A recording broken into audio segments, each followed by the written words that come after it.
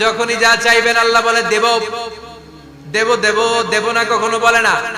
তিন পদ্ধতিতে কবুল হয়।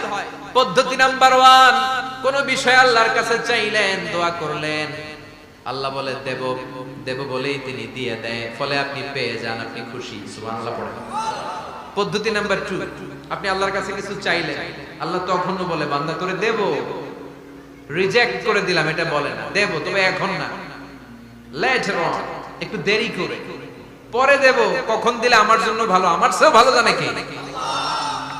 তাইলে মাঝে মাঝে সাথে সাথে দেয়, মাঝে মাঝে দেরি করে দেয়। পদ্ধতি নাম্বার 3, আল্লাহর কাছে দোয়া করলেন, আল্লাহর কাছে কায় মনোবাক্যে চাইলেন, তখনও আল্লাহ বলে বান্দা আমি দেব, তুই নিরাশ হইস না, তবে এখন দেব না, যেদিন বিপদে পড়ে যাবি ওই দিন দেব।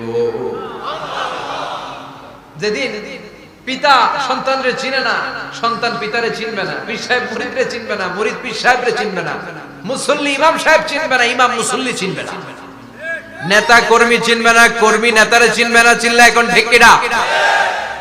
কেউ কাউরে চিনবে না, কেউ কাউর কোনো উপকারে আসতে পারবে না। ওই কঠিন দিনে তোরে আমি দেব রে গোলাম।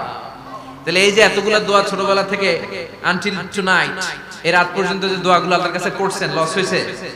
চিল্লায় বলেন লস হয়েছে না লাভ?